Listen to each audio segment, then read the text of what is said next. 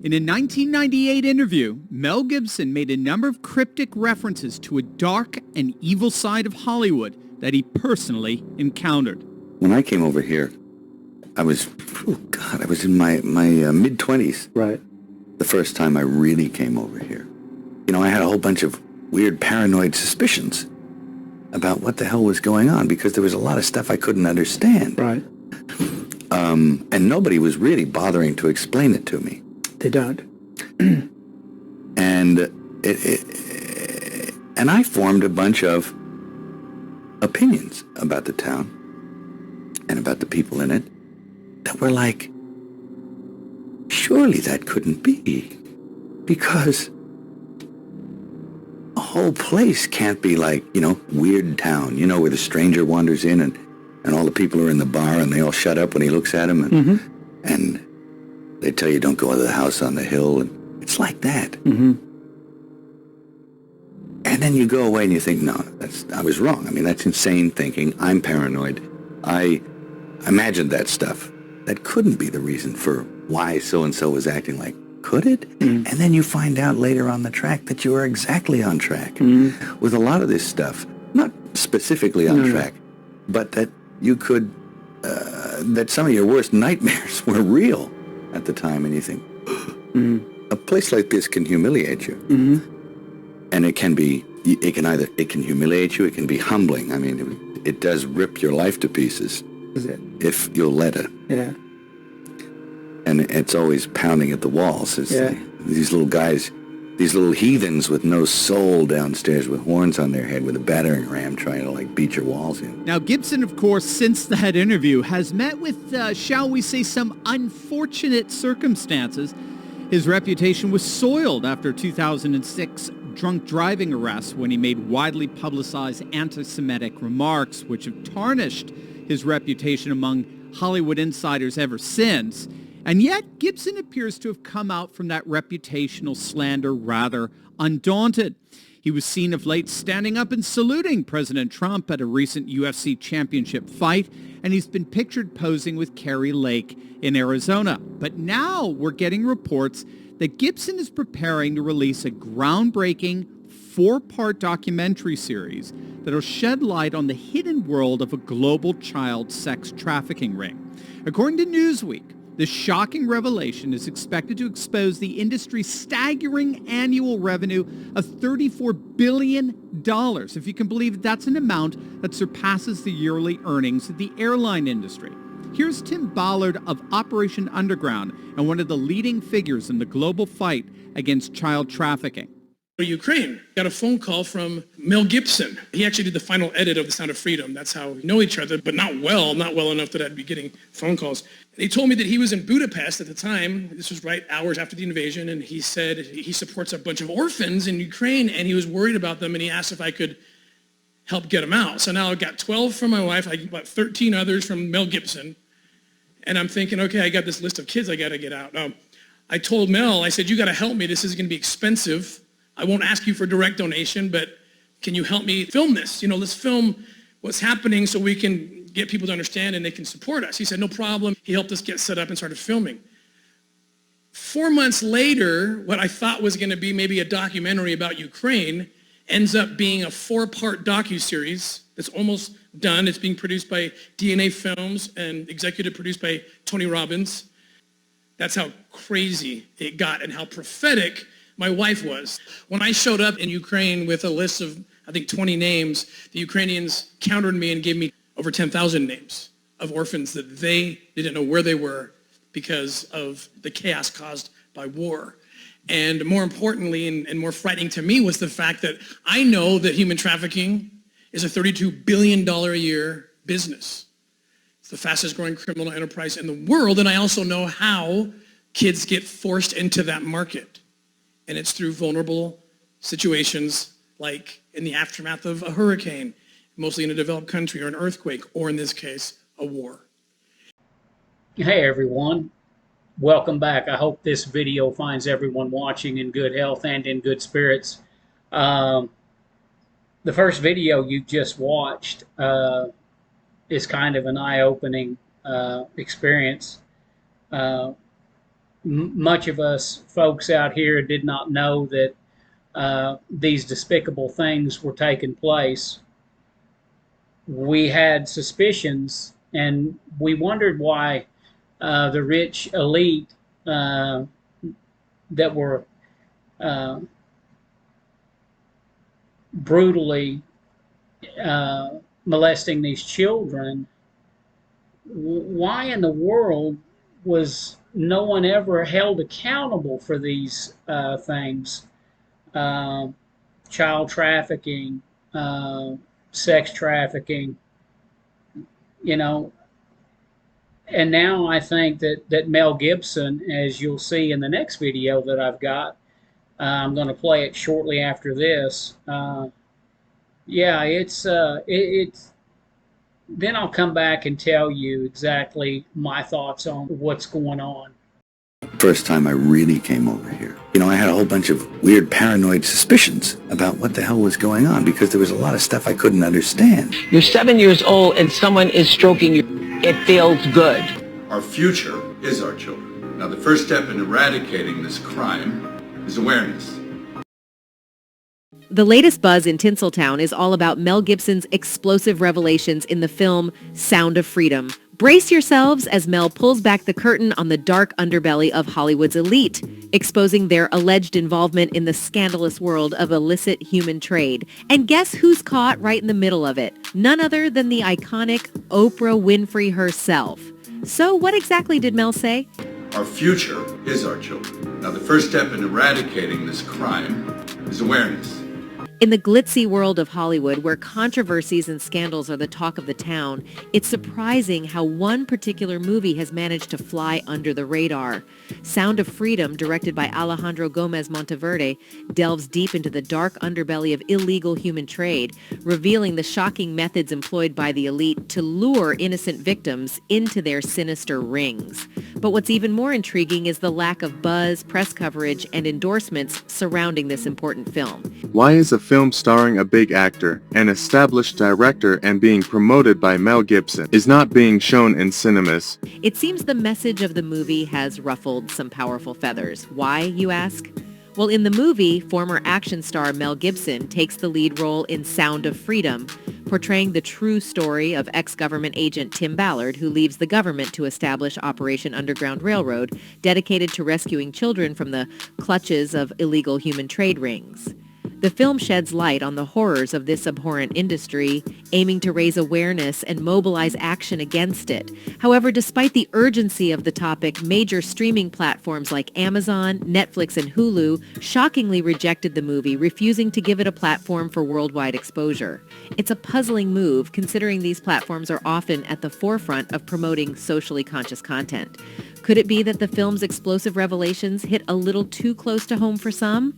Adding fuel to the fire, celebrity voices that are typically quick to endorse woke causes have remained eerily silent about Sound of Freedom.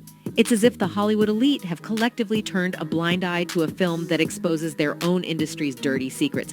The lack of support from these influential figures raises questions about their true commitment to social justice and human rights. But the intrigue doesn't end there. Sound of Freedom was initially in the hands of Disney, which acquired the rights after its merger with 21st Century Fox in 2019. However, the House of Mouse mysteriously shelved the project, leaving many to wonder why.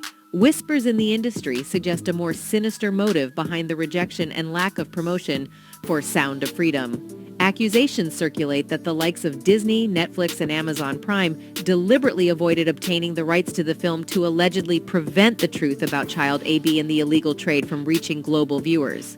Could it be an attempt to cover a specific group of industry elites? You see, these so-called industry big shots who wield immense power behind the scenes of Hollywood have always presented themselves as philanthropists with hearts of gold. But what if their true intentions were far more sinister than we could have ever imagined? Imagine that stuff. That couldn't be the reason for why so-and-so was acting like, could it? And then you find out later on the track that you are exactly on track. One such group of elites is the Good Club. This is the creme de la creme of global elites. According to The Guardian, this exclusive group of billionaire philanthropists holds top-secret meetings right in the heart of New York City. Names like Bill Gates, George Soros, Warren Buffett, Oprah Winfrey, David Rockefeller, and Ted Turner often grace the guest list. But also, lesser-known but equally wealthy figures like Eli and Edith Broad also make appearances, making us wonder what really goes on behind closed doors. Now, one name that sticks out is Oprah Winfrey. We all know her as the billionaire show host and philanthropist with a name larger than life, right? Wrong. Buckle up, because there's a side of Oprah that she'd rather keep hidden, and it's far from admirable. Is it possible that the Queen of Talk has a darker side that she doesn't want us to see? Well, the highly anticipated film Sound of Freedom is set to expose the shocking methods used by the Hollywood elites to trap innocent victims. While the movie doesn't explicitly name Oprah, her alleged connections to notorious figures like Harvey Weinstein cannot be ignored. You see, despite Weinstein's long-standing reputation as a predator, Oprah maintained a close relationship with him. Speculation arose that she may have even encouraged actresses to work with him, leading to accusations of her complicity in the alleged misconduct. These allegations conflicted with Oprah's public persona as a champion of women's empowerment and a supporter of the hashtag #MeToo movement. Some argued that her association with Weinstein demonstrated a double standard in her treatment of accused individuals. And this is not the worst of it all. One of Oprah's most notorious moves was her decision to feature the self-proclaimed healer and criminal extraordinaire, John of God, on her show. Picture this, a Brazilian healer who claims to possess spiritual powers and uses them to purportedly heal people. Sounds like something out of a Hollywood movie, right? Well, in this case, reality turned out to be even stranger than fiction. John of God, as he came to be known, managed a healing facility in Brazil where vulnerable individuals sought solace and spiritual guidance.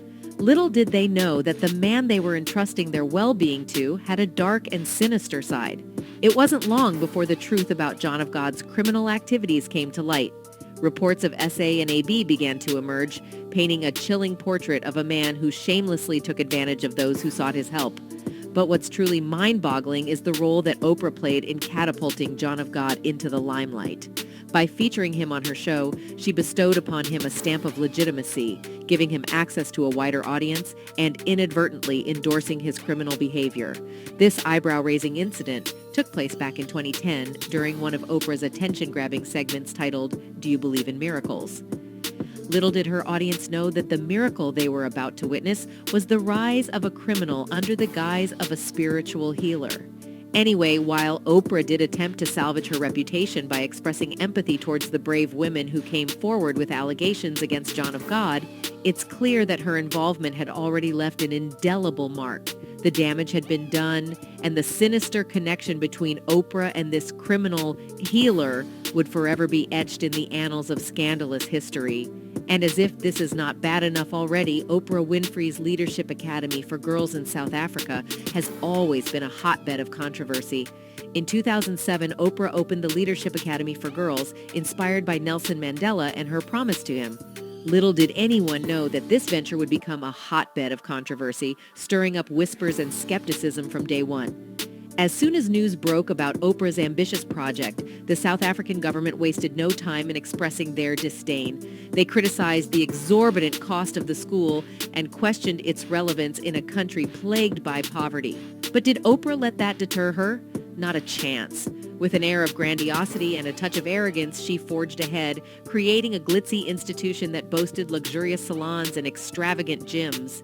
And that's when the conspiracy theories began to take flight. Whispers spread like wildfire, with many suggesting that the lavish school served as a front for something much darker: illegal human trade. The opulence and extravagance raised eyebrows and fueled suspicions that innocent young girls were being groomed for a life of exploitation. While no concrete evidence ever surfaced to support these scandalous claims, it's impossible to deny that the whispers added a layer of intrigue and suspicion to the already controversial academy.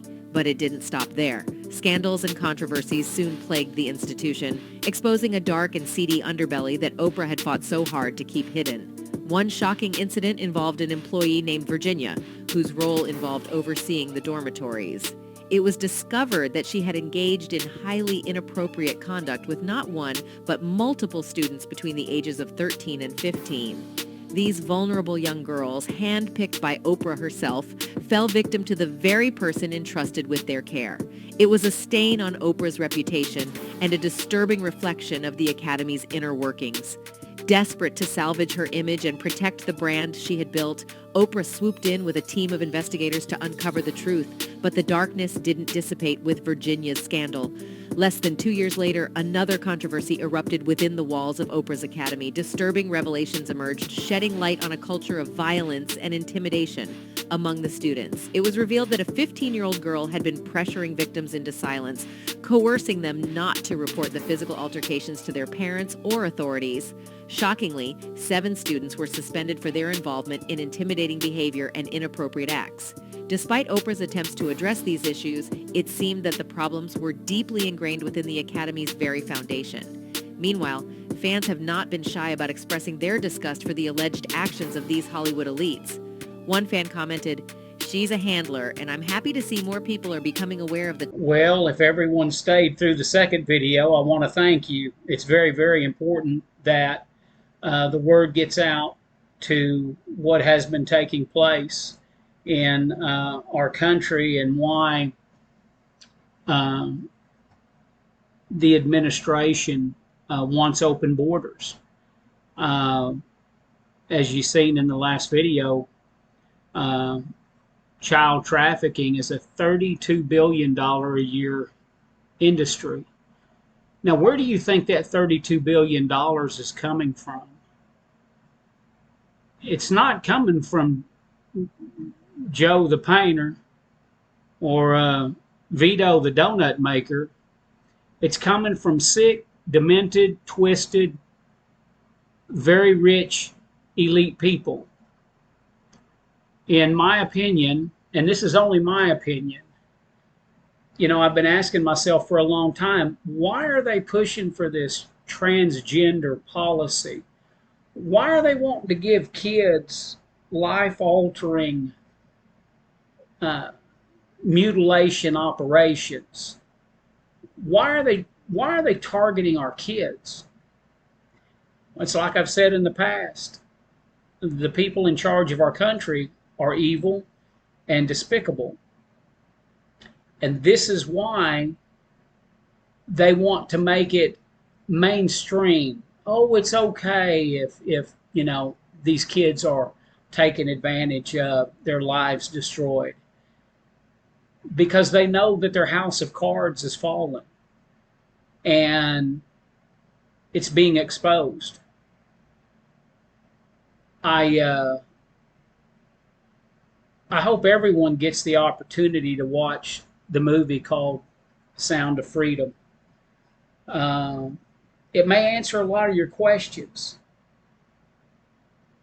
because if they can manipulate the American people and twist their thinking that this is okay, then all of the crimes that they have perpetrated on these young ones will just go away. But if we stand up and we voice our opinions and our beliefs, and we know that the most sacred thing that God gives anybody is the opportunity to raise a child. And anybody that does these things to these children, in the words of Hillary Clinton, I hope they have a special place in hell waiting on them. But that's just my opinion. I just believe that we have got to save our country. 2024 will be our last chance. The state of California is gone. It's never coming back. Many other states are going to fall. But the rest of this country we can save if we can get someone in the White House, and y'all know my feelings on that. We need Donald Trump. And maybe we can, you know, right some of the wrongs and some of the atrocities that's been put on these young children. So if you like my videos, please give me a thumbs up. Hit the subscribe button. If you'd like to leave a comment, leave it down below. I'd love to hear from you. If you'd like to send me an email, you can reach me at UnitedILoveThisCountry@gmail.com. Thank you for watching.